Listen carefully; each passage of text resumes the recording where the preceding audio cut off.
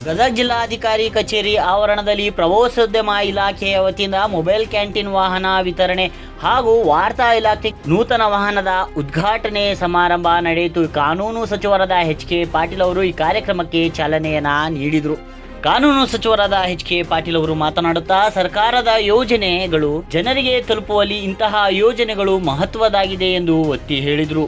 ಗದಗ ಜಿಲ್ಲಾಧಿಕಾರಿ ಕಚೇರಿ ಆವರಣದಲ್ಲಿ ನಡೆದ ಈ ಕಾರ್ಯಕ್ರಮದಲ್ಲಿ ಪ್ರವಾಸೋದ್ಯಮ ಇಲಾಖೆಯ ವತಿಯಿಂದ ಮೊಬೈಲ್ ಕ್ಯಾಂಟೀನ್ ವಾಹನ ವಿತರಣೆ ಜೊತೆಗೆ ವಾರ್ತಾ ಇಲಾಖೆಗೆ ನೂತನ ವಾಹನಕ್ಕೂ ಕಾನೂನು ಸಚಿವ ಎಚ್.ಕೆ. ಪಾಟೀಲ್ ಅವರು ಚಾಲನೆಯನ್ನು ನೀಡಿದರು. ಈ ಕಾರ್ಯಕ್ರಮದಲ್ಲಿ ಮಾತನಾಡಿ ಅವರು, ಸರ್ಕಾರದ ವಿವಿಧ ಯೋಜನೆಗಳು ಜನಸಾಮಾನ್ಯರಿಗೆ ತಲುಪಲು ಇಂತಹ ವಾಹನಗಳು ಪರಿಣಾಮಕಾರಿಯಾಗಿ ಕೆಲಸ ಮಾಡುತ್ತವೆ ಎಂದು ಹೇಳಿದರು.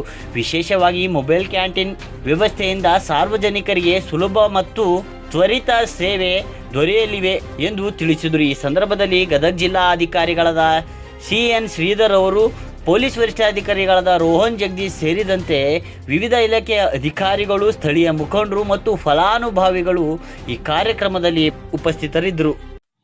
ನೀವಿನ್ನೂ ನಮ್ಮ ಚಾನೆಲ್ನ ಸಬ್ಸ್ಕ್ರೈಬ್ ಮಾಡ್ಕೊಂಡಿಲ್ಲ ಅಂದರೆ ಕೂಡಲೇ ಸಬ್ಸ್ಕ್ರೈಬ್ ಮಾಡಿ, ಲೈಕ್ ಮಾಡಿ, ಬೆಲ್ ಬಟನ್ ಒತ್ತಿ.